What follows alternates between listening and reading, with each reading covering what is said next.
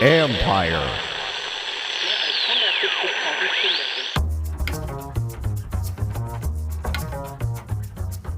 Hey babies, hey babies, hey babies. Hi everyone, happy Tuesday. We got a lot of stuff to talk about today, Callow. I think this is one of our first. I woke up this morning going, I actually have a lot to talk about here post the football season. One of the first days of that. So let's get into it.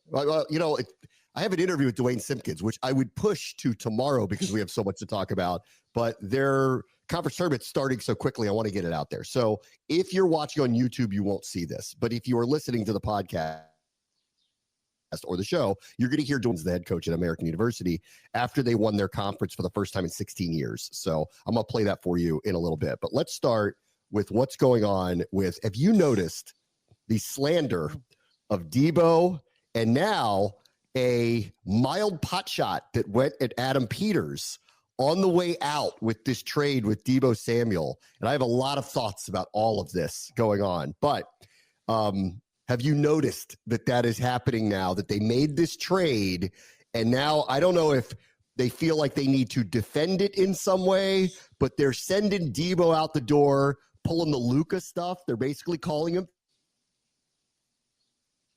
fat, right? Oh, but have you noticed that out the door, that they're trying to defend themselves a little bit? So I noticed yesterday, it wasn't even like 1 o'clock in the afternoon yet, and The Athletic pulled their piece of he basically has been fat since they drafted him. Like, it was not said that cruelly by the writer. I forget who the writer was, but basically said, oh, he looked good, during the combine. And then he showed up overweight, and that Wes Welker, who was the wide receiver coach or one of the wide receiver coaches at the time, had to work out with him before and after practice. And Deebo never resisted that. And then I guess it went as far to say that, like, they couldn't get him to lose weight, or he wasn't willing to lose the weight. And so Welker had to say to him, okay, don't go past 220, which is what that number was, I guess. And then it just went on and on and on about through the years that apparently he wasn't taking care of himself, and the numbers, reflected that a little bit.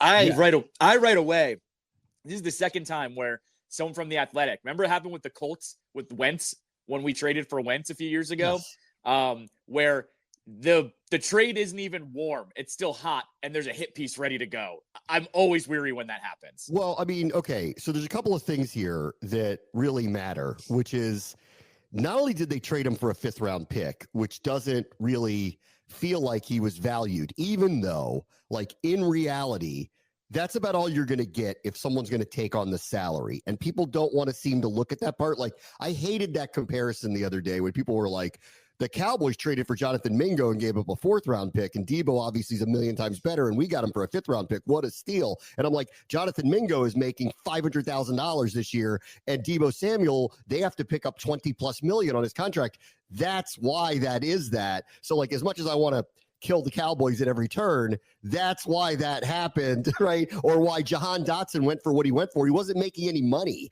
at the time. There was no real salary to pick up. If there was, the Commanders never would have got that for Jahan Dotson. So that's part of the whole thing. But when you do just trade him for a 5th round pick, and it looks like you're giving him away, because it's what it feels like.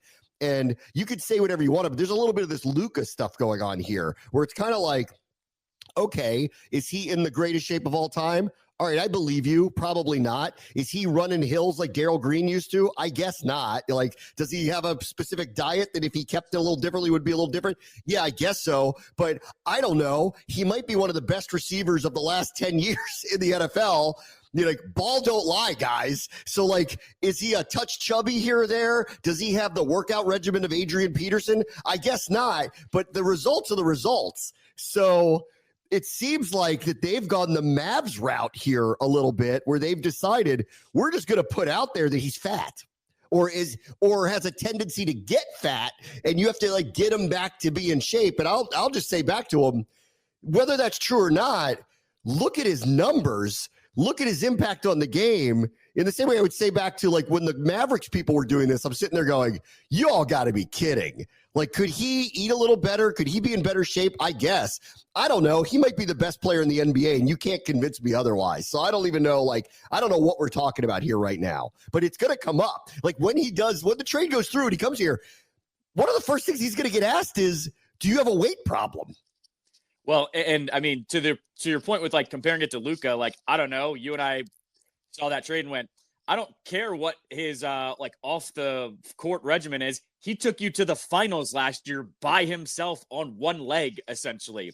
I don't really care what that entails. With Deebo, I'll it's parsing it down a little bit, but I know when that dude gets the ball in space, he trucks dudes. He's hard to tackle, and he blocks his ass off when they're running plays.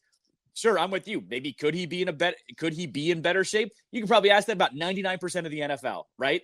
So sure, proof is in the film. I like what I see with him. And here's the other thing that I like. This is what happens with some players. He's been in San Fran for 6 years since he's been drafted. You're saying all this on the way out. Fine. Like, at least this might motivate him to be even better than he was before. And whether this is overblown or not, I hope Deebo does take this a little bit as motivation and to heart to say, okay, maybe I can be better. And I mentioned this a little bit yesterday. This team, this culture, this quarterback, they're going to keep him more accountable, I think, just because everybody was pulling on the same rope last year so much. I don't think they're going to let him slip in something like that. Maybe in that regard, I want to give, I don't want to dismiss San Francisco here because they've been really good for a period of time. So clearly, like, every team has specific issues with specific players. His apparently was this, right? Like, that he's not in the best tip-top shape he could possibly be in every year. But when push came to shove, most of the time, that guy came to play, and you can't show me otherwise. They asked him to do a million different things. They asked him to be a running back for one of the years that they ended up basically going to the Super Bowl. They're in the playoffs every year with the exception of last year, and they're right on the cusp of winning a championship. So in their defense, I do think they know what they're doing out there because there's no way you have that kind of consistency. If Deebo was playing for another team that wasn't getting anywhere and they're slandering him on the way out the door I would hear what you're saying about that. That said, so like they are going at him a little bit here, which I think is partially they need to defend themselves for making this move. Like, they very easily could have waited for a June 1st cap cut and gotten more cap relief, but they're eating all this dead money on him and trading him for a 5th round pick, which does feel like a giveaway. Because for me, it's like, well, like, what's the risk here? Like, he's currently on a 1-year deal. Like, if we got a better 5th round pick than him, that would be lucky. Like, there's no risk. And I was in San Francisco yesterday. I got invited to go on one of the shows out there. And I said to him, I'm like, look, the reality is with our team is we needed explosive playmakers across the board because McLaurin was literally the only one that was out there. And we ended up going as far as we did. But if you're being honest about where we are right now, there needs to be an upgrade of talent. This is a massive upgrade from where we were overnight for a 5th round pick. What 5th round pick were we going to use that was going to have an impact like this? So this to me is, I don't care if he likes meatball subs. Like, it doesn't even matter to me. This is a risk worth taking. And I think it's a win. And frankly, like, I don't know whether they're going to, I'm assuming there's going to be they're going to restructure his deal now, but I don't know that. And we'll find out when he does a press conference and Peters and Quinn do a press conference about it. Are they willing to do that? Or are they just going to ask him to play it out for 1 year and see where it goes? And frankly, if they do that, even if it doesn't work out, it's a 1-year deal for a 5th round pick, taking a shot on a guy who's a borderline Hall of Famer. Like, like, this is a win. Like, this is a total win. I don't care if he eats a little too much pasta in April. Like, I don't care. Well, I mean, and the other side of this too is I keep mentioning it's the Jaden Daniels shine up too. Like, he's been playing with Brock Purdy and Jimmy Garoppolo his whole career. This is the best quarterback he's ever played with, like, bar none. And I even went further on my show yesterday to look at our side of things too. This is the best wide receiver Terry McLaurin will have ever played with across, like, clearing everybody, like, by far. I went through the list of wide receivers that played across from him, and none of them are in the same stratosphere as Deebo. So this is going to be one of those things too, where they're both playing with way better situations than they ever have here as well. And so I'm with you too. If he wants to put on a little weight in the offseason, whatever. I have faith the dude will get in shape and be fine once, the lights turn on, essentially. I know how big-time athletes work. This is going to help us. Them pushing him out the door, saying one of the reasons we don't want you here is we don't like your conditioning. Right. Thank you. Right. Thank you. Like, that's worth its weight in gold, because this guy's just going to hear this and go, y'all been calling me fat on the way out? Really? Now I wish we were playing him next year. Now I really wish we were playing him next year, because I know what that week would be for this guy. Well, and the other side of this too is, even in that Athletic piece, they said when he was entering his contract year that he was motivated. And there was that quote from Kyle Shanahan where he said, "I've never had a dude send me so many pictures of himself shirtless," because he was in such good shape. So what you're telling me, though, is that he is able to do it. So yes, it's how you have to unlock that from players. That's half the battle in the NFL, is how do you unlock the potential for some of these players? Well, I'm with you. Like, keep talking that talk, because now I can't wait till I see the shirtless workout videos with him and Jaden Daniels throwing a football in the field somewhere in the middle of nowhere. So that's what I'm waiting for as well. Yes. Tim Kawakami has covered the 49ers forever. He writes now for something called the San Francisco Standard, which I don't know what it is, but I know who he is. Yes. And so he's been around forever. So I take what he has to say very seriously about all of this. And this is what he wrote about it yesterday. And I'll get to the one point that really stood out to me from it. But he said this. He goes, he said, free falling to 6-11 last year while watching Deebo get out of shape and lumber through a dreadful individual season added accelerant to everything. They go back to that there are a few things about this that really bothered them. And he said, number one was this. I don't remember this part, but apparently Deebo Samuel did not have a very good performance in the Super Bowl that they lost to the Chiefs. 3 catches, 33 yards, ran 3 times for 8 yards, was a non-factor. And obviously that was not unlike the other one that they played, was right on the cusp of being one. It could have gone either way. And he said, after a great 2024 season, from Deebo could have changed the mood, but he never got going, suffered a few injuries, complained about not getting enough chances, and just looked slow and undynamic. And then he said, when Brandon Ayuk got hurt, it was Juwan Jennings, not Deebo, who took over as the best and favorite target for Brock Purdy. So after all of that, there was no way that they were going to ask him to take a pay cut or move on from him. And he wrote this: could this blow up on the 49ers? Sure. He's a playmaker and will remain one of Shanahan's favorite players through the season. He'll be highly motivated, but Deebo should have been motivated last year too, and it was a clunker. Okay. Like, somewhat fair. Like, yes, you need your best players to play great in the best game, in the biggest game. Yes, I agree with that. Apparently he did. I don't remember that part. I didn't remember it that closely, but like, okay, I'll hear that out. Like, he had it. Like, this is Donovan McNabb hasn't lived down his Super Bowl performance forever. Sure. T.O. reminds him of it constantly. Like, you didn't show up at the biggest moment. Okay, I'll hear that out. He didn't have his best game. And then to turn around, have the season he had. Well, like, he had pneumonia.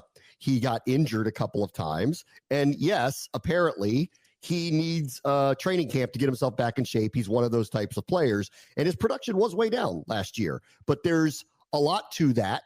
And so I want to see again, I'll hear that out. And that all sounds somewhat legitimate to me. Let's see what happens now that he's out of there, because this all kind of reads to me a little bit like the relationship was going a little bit sideways. He doesn't like that they were pushing him about his weight as much as, probably because he's not like, I'm not fat, guys. Like, let's not make it into like, I walked in here and I'm William the Refrigerator Perry. Like stop with that nonsense. And he's like, and also, like, if you're questioning my motivation, go look at my numbers, pal. And so did I have a great game in the Super Bowl? I guess not. You're going to hold this against me for the rest of my life? I guess you are. Well, and I would say the other factor of this too is the 49ers were so good for so many years. You know how this works sometimes with players, and not every player can be a Terry McLaurin where he's going to show up every single game and perform no matter how good or how bad things are going.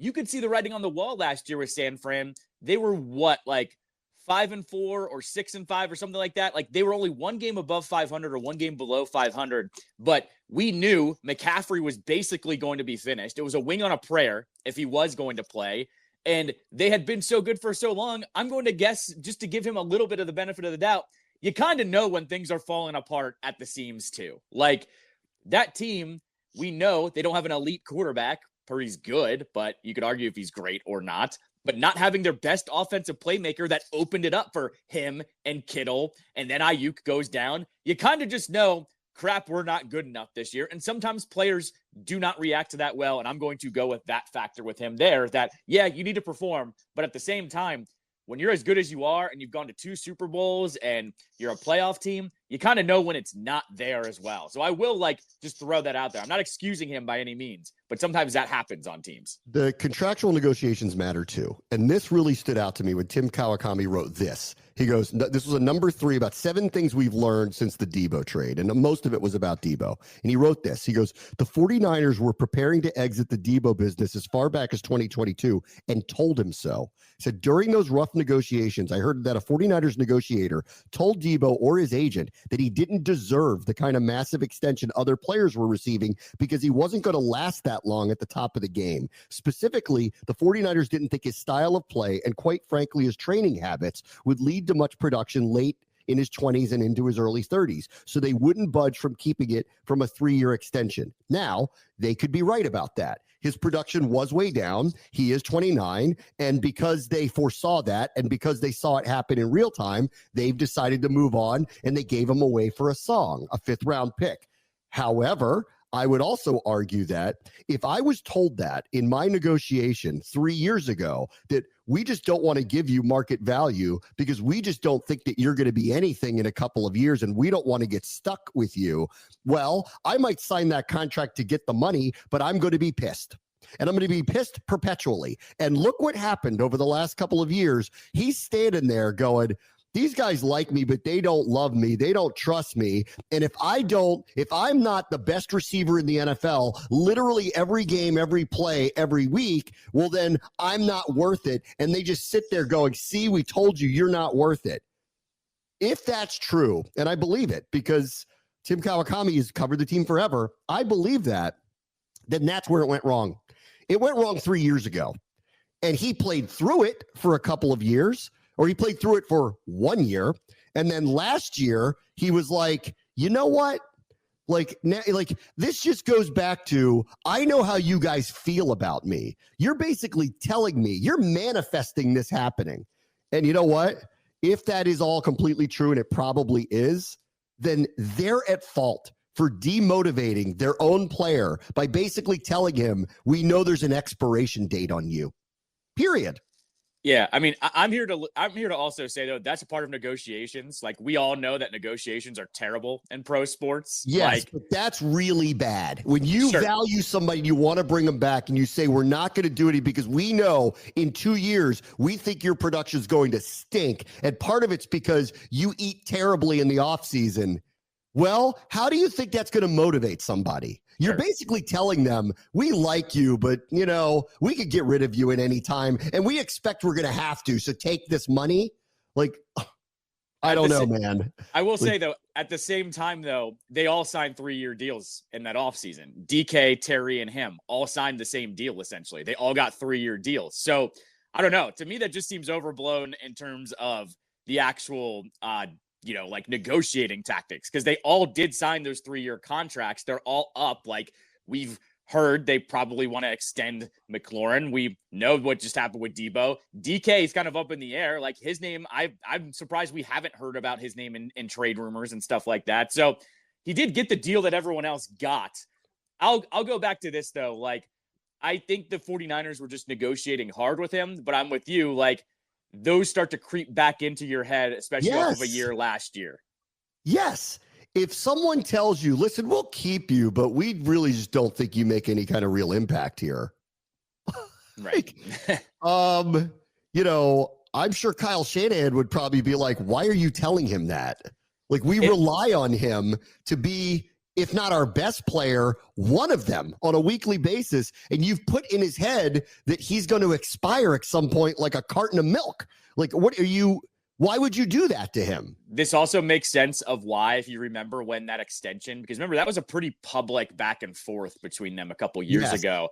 This makes sense now of why he was going, I don't want to be a running back, because they're telling him, oh, you're not going to last in this league. Well, he's going, okay, cool. I'm not going to play running back for you because that's taking years off of my career. And you don't appreciate or you don't want me. Okay, then I won't do everything you ask for me then. I remember back at the time screaming, going, he's going to tell them he doesn't want to be a running back anymore because they're not they need to pay him like a wide receiver and they're using him like a running back. So that's probably part of it too. He's like, oh, really? So you're telling me I'm going to expire. You don't want to pay me. Meantime, you've asked me to play every position on offense for you because you need me at every position on offense for you. And you're sitting here telling me that I'm going to run out of, like, it's going to run out of time on me. Well, you're doing it to me. Yeah, right. Exactly. And I did it for you.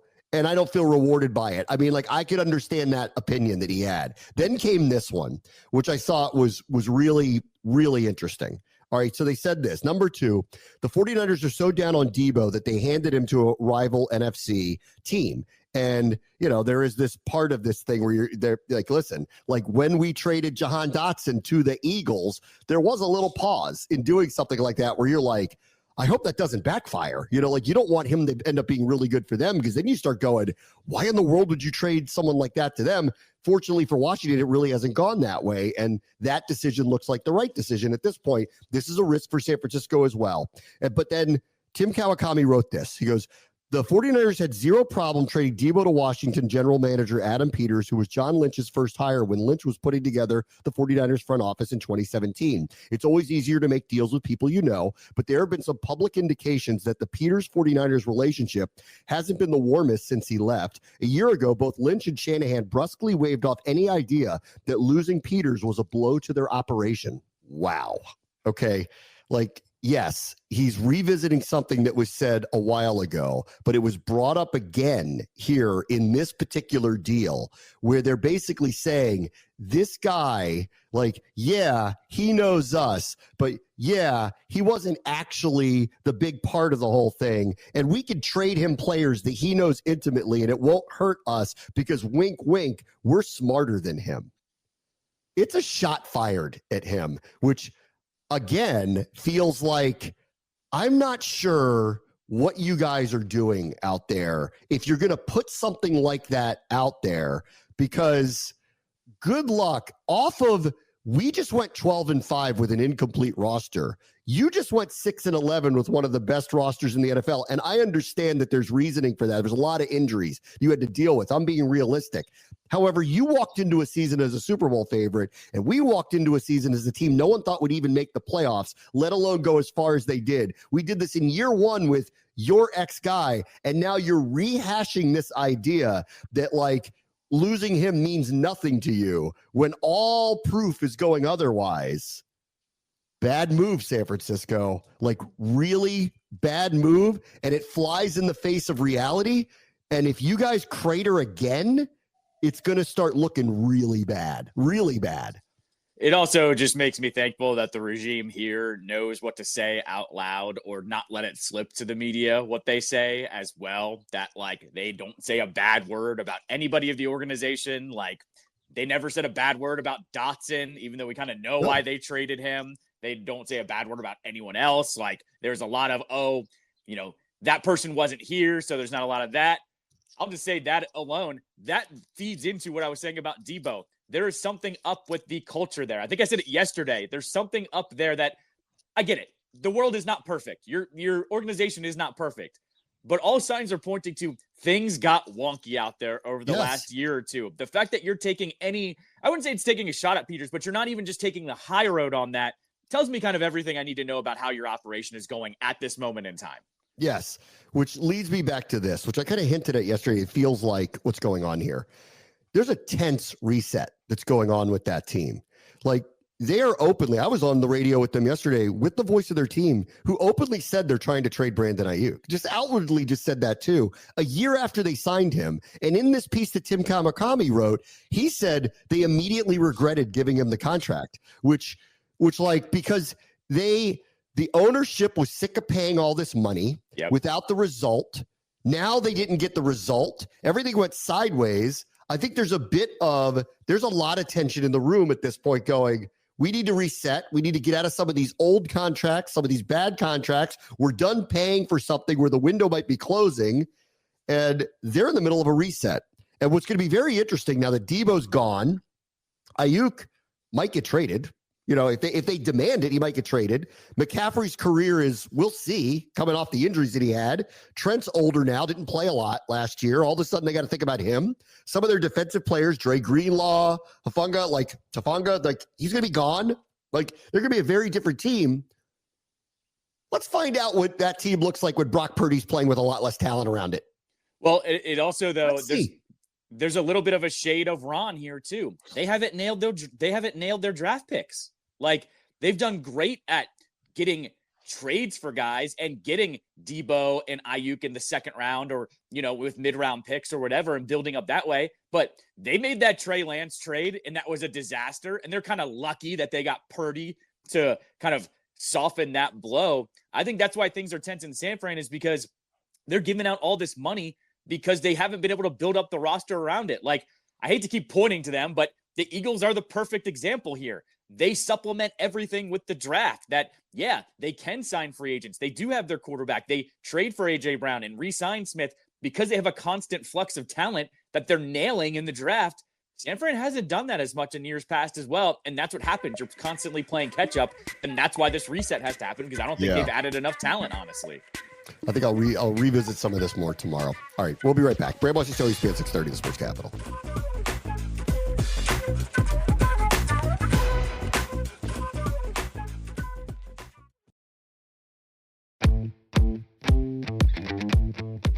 Let me welcome in the head coach at American University, Duane Simpkins, as the team just finished off a regular season that they haven't had in more than a decade. 16 years, right, Coach, since the last time this team won the Patriot League, or were, in this case, the co-champions of it. Yeah, that's what they tell me. It's been a while. It has been a while. It's only your second year, and the team has turned this corner very quickly. Can you take me back to year one and what your short-term goals were for American University? The short-term goals were pretty much to just lay the foundation, not necessarily, what we do, but how we do it. Practice habits, our habits off the court, our habits in the locker room, our habits in terms of taking care of our bodies as best we possibly can. Our guys are great. We got high character guys, man. And, they're not perfect, but, we had some guys who may have had a few little academic issues where they just weren't, not that they weren't capable, they just weren't applying themselves, but having that discipline that we preach on the court, carrying over to the classroom, that was the most important thing for me in year one. And it was, obviously you want to win basketball games, but I really wanted to look at this from a long-term perspective. And when you're developing a program and not trying to win a season, it's more important to have a solid foundation. And that's what we're focusing on in year one. So when you got to year two, did you have this kind of expectation that you could have this kind of season? Oh yeah, absolutely. That was the goal. It's, regular season championship and Patriot League tournament championship and get to the NCAA tournament. There's, I make no apologies for that. Our team knew what the goal was from day one, and I held them to that standard. Our staff held them to that standard throughout the season. And when did it become, at least on the court, to you, seemingly viable? Was there a point in the season where you saw the team kind of turn and take this type of direction? I think after. This is probably around the UMBC loss that we had here. It was a double overtime loss. UMBC was, they could really score the basketball, but there were a number of times during that game where we could have folded and we just bounced back and we bounced back. And we came up short in that game in double overtime, but I've been around some championship teams and there's some unquantifiable, things that you see and you feel that the general public probably doesn't see, that I saw. And then when we were at home against Lehigh, points with 34 seconds to go, and we win that game at the buzzer, again, it was a lot of those unquantifiable DNA, those championship DNA things that you saw throughout the course of the game during timeouts, when it felt like we probably weren't going to win that game. The look that I saw in their eyes, the feeling that I had as a coach, I really felt like, all right, I think we we got it now. We got it. Yeah. I talked to you a little bit, as you were getting into year one. And I know you had waited a long time for an opportunity like this. Has it gone? I mean, it seems with the results, has it gone the way that you thought about being a head coach and running a program? Has it gone that way through almost 2 seasons together? Yes and no. There were some things that I felt I didn't do. I'm not gonna say I didn't do well. It was some things in year one that, if you don't know, you don't know. I had to grow through that as a coach. There were some late game things that I wish I could take back. We lost 9 games by 2 possessions or less last year. And, I went back and watched all those games twice during the summertime and made notes and everything. And that's kind of what led, that gave me the blueprint for how we practice situations, when we practice those situations, my management of timeouts, my management during the timeouts with our team and everything. And, conversely, this year we've had a lot of success in these late game situations. So, there are just a lot of things, man, that, the general public just doesn't see. Yeah. But I know they're really, really valuable.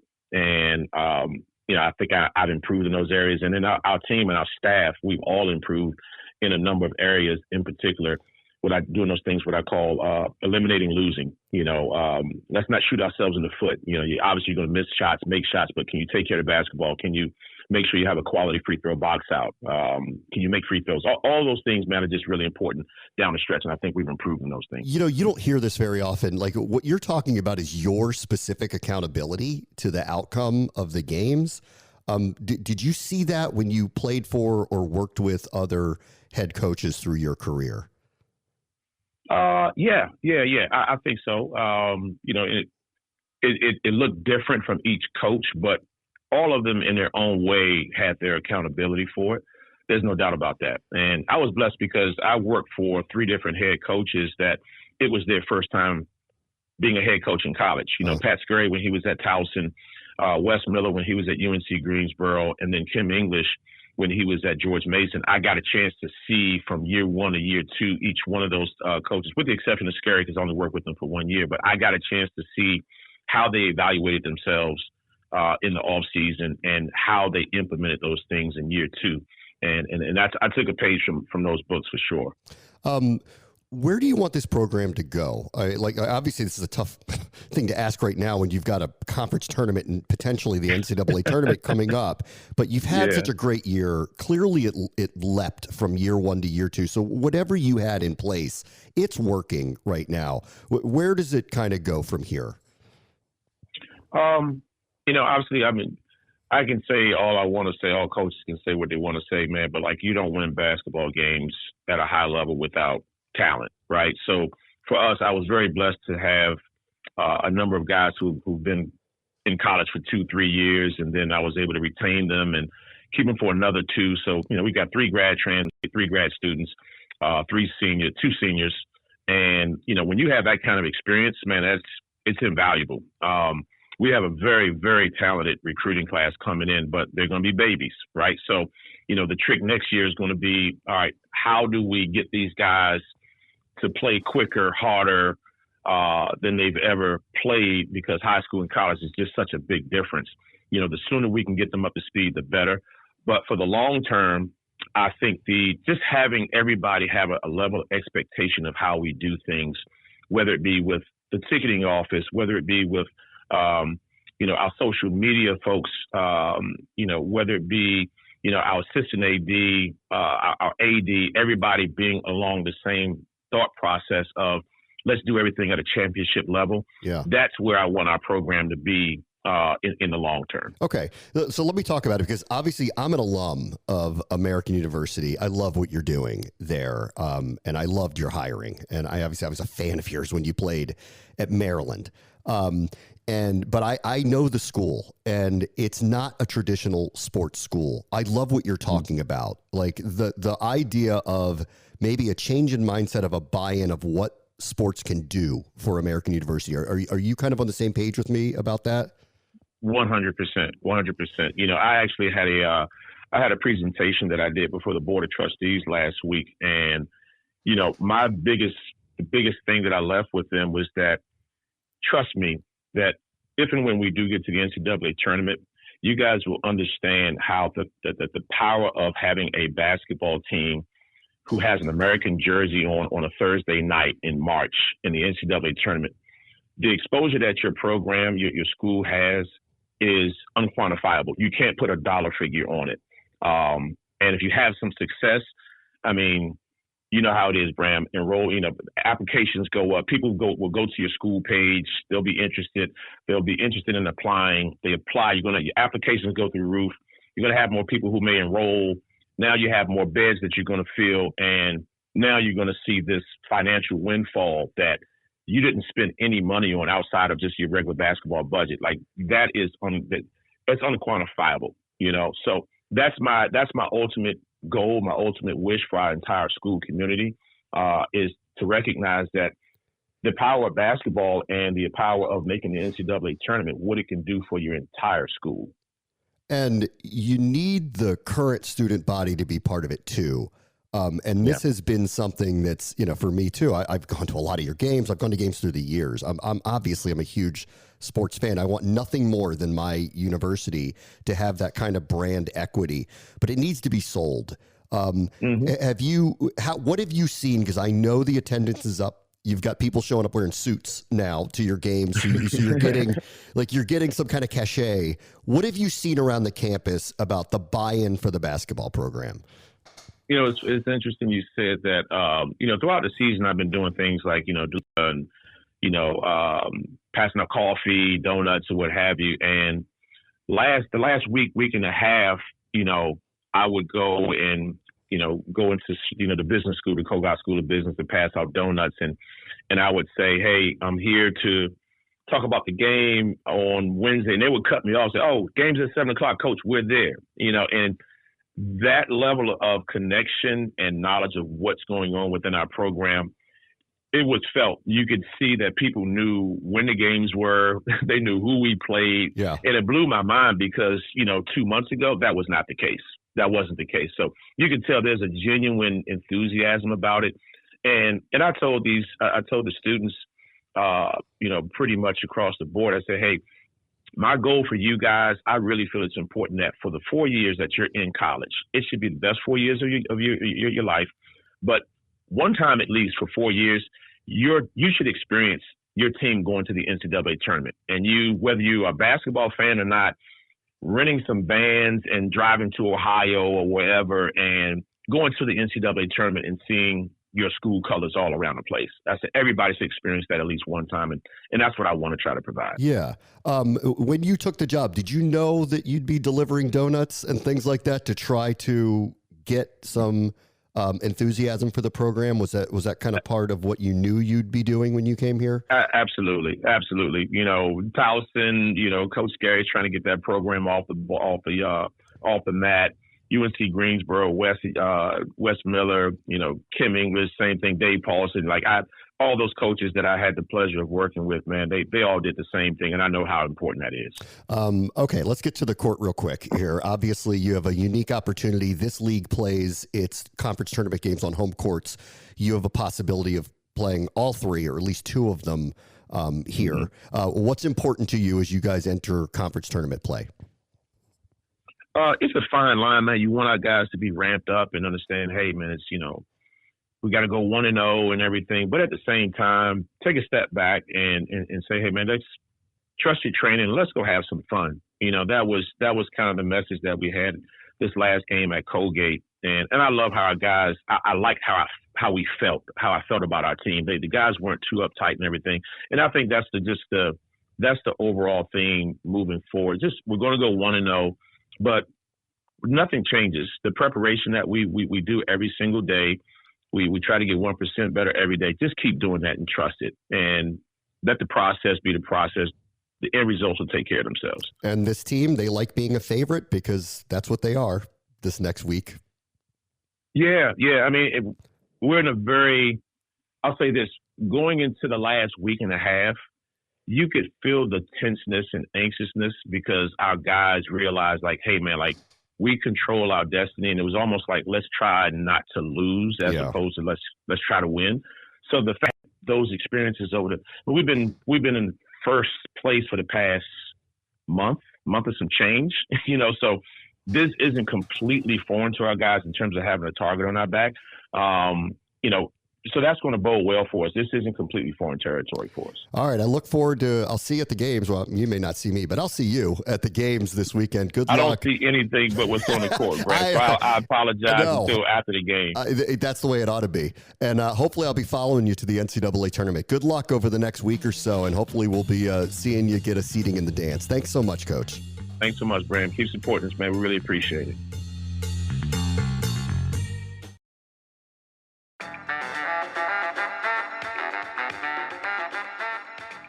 All right, welcome back.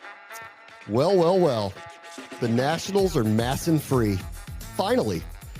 I don't know how it got the deal done. I can't wait for somebody to explain why it got the deal done, because contractually, this could have been hung up in court forever, because Major League Baseball did one of the dumbest things of all time and allowed Peter Angelos to enact a contract to allow the Nationals to move here, where he would own a percentage of their broadcasting rights in perpetuity.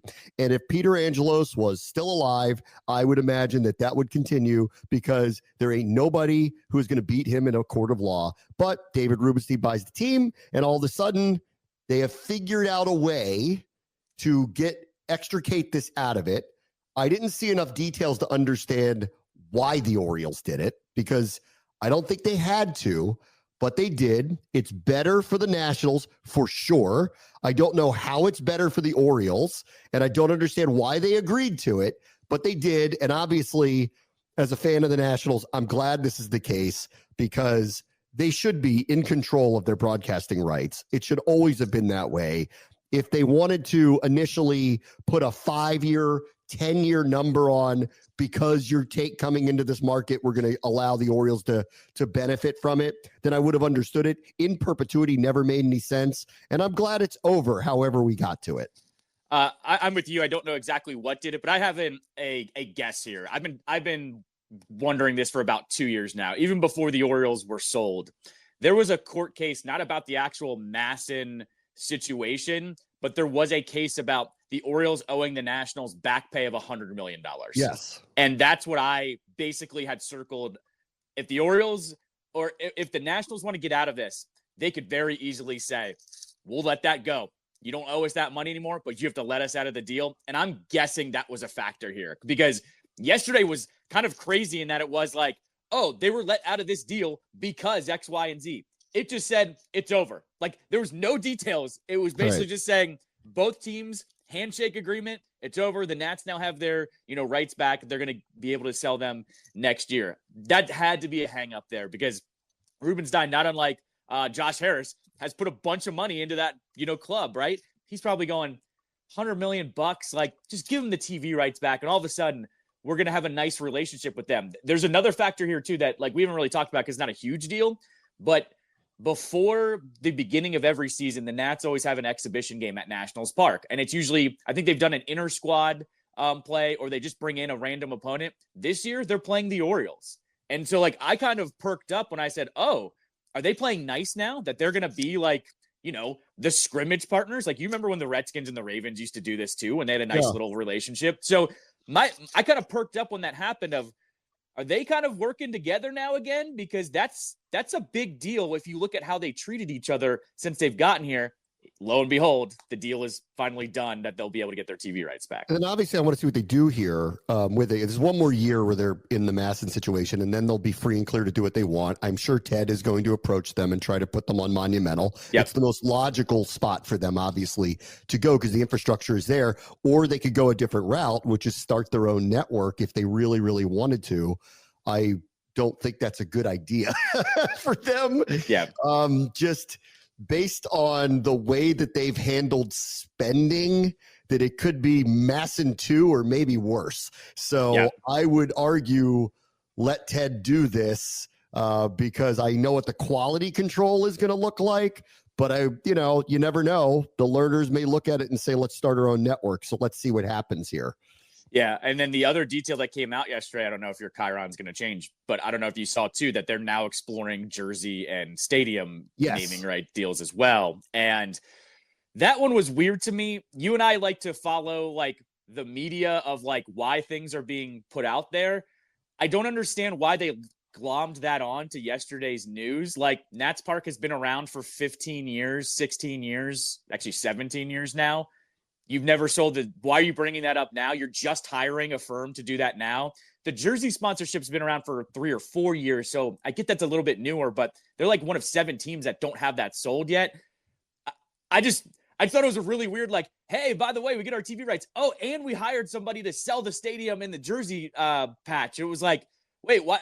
Those are 2 totally separate things. It's 2025, playa. Like you should have been doing this a while ago. So I don't know. I felt like I just feel weird about this. The Nats, they can just never like do the right thing as an organization sometimes. And so I thought that was a really weird one to glom on to the TV stuff yesterday. I don't know about you. I just felt weird about those details coming out. It was interesting, coincidental. And now also, boy, does those quotes from Mark Lerner to Barry Svrluga make a lot more sense now. Sure. Oh, we're not selling anymore. Yeah, no kidding. Because they've free and cleared out a lot of these revenue streams.